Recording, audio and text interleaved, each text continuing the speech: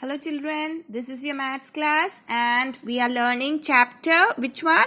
Chapter 14, Banks and Simple Interest. So I told you first about what actually is a bank, right? We deposit some money in the bank and so that it will be a saving for our future, right? Now let us learn the topic. We are further learn the topics you have to learn in this chapter, okay? So children, today you are going to learn about financial transactions. What is meant by financial transactions? Financial means related to money. Okay, transactions means a person giving money to another person. Okay, from person, transfer of money from one person to another is called financial transaction. Okay, so here you can see a picture there. In the middle you can see rupees is written on the back. That means this is money. Okay, and here students. This girl represents students, and here traders. Traders means businessman, people who sell things, do business. Okay, run a shop, factory, like that. They are businessmen. And here industrialists, professionals. Okay, professionals means it can be a doctor, teacher, whatever. Okay, professionals. Then here you can see farmers. Okay, farmers do farming, right? So here you can see this picture. This man represents, this picture represents farmer. Okay, and here women's savings group. Okay, so this many ladies are standing in a group. So this is women's saving group. So let us see what they are trying to make us understand with this picture. Okay, let us read this. In the above picture, who are the people shown to be using bank service? So these represent the people, are showing the people who use bank service, who depend on banks. Students. Okay, 1. Traders, businessmen, professionals, then women's saving group, then farmers. So that is the answer for the question. In the above group, who are the people shown to be using bank services? Who are the people? Students, businessmen, farmers, professionals, and women saving groups. What does the symbol on the back in the center stand for? So what does the symbol on this bank stand for? This stand for rupee, right? What do the arrows in the above picture tell us? The arrows in the above picture tell us what?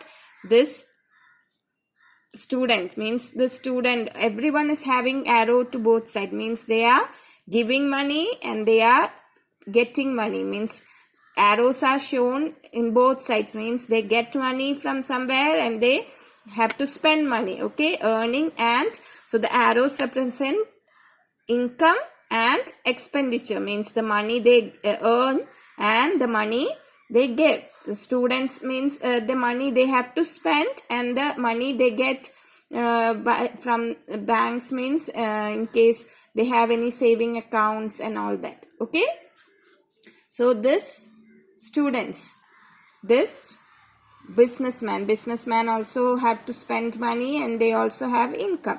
Professionals also have their own salaries. Okay, students don't have salaries, but they have money as fixed forced educational loans they get from banks, right?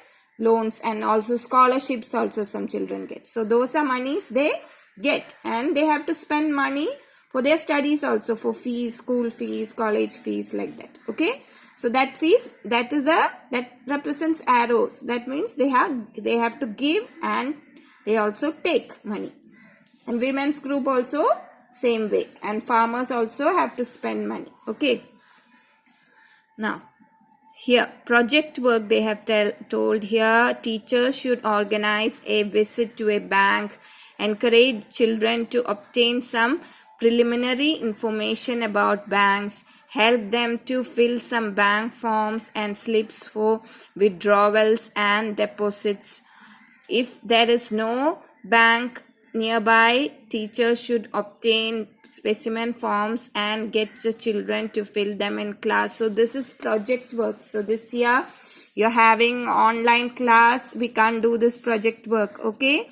So teachers can't take you to banks, but in case nowadays you rarely go to banks, but whenever you get a chance and you go to a bank, you can okay, go along with your parents and they will show you how you can withdraw money. So that withdraw money means you get money, okay? You have some money in the bank, you withdraw that money, and you also deposit money, means put some money in the bank account.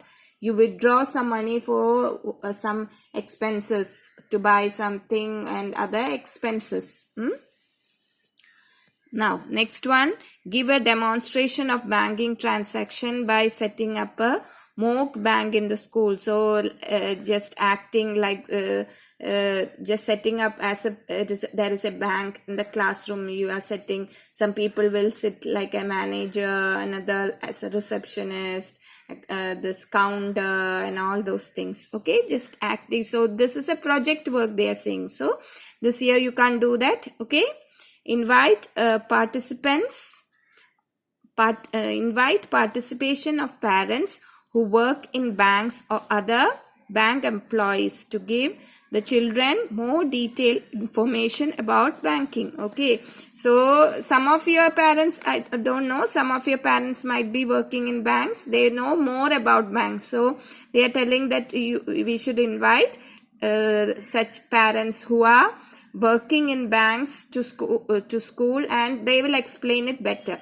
So more than we teachers know, the people working in the banks would be knowing more about banks, right? So that is what is said. This is project work, okay? So here financial transaction, that is, it's all about what?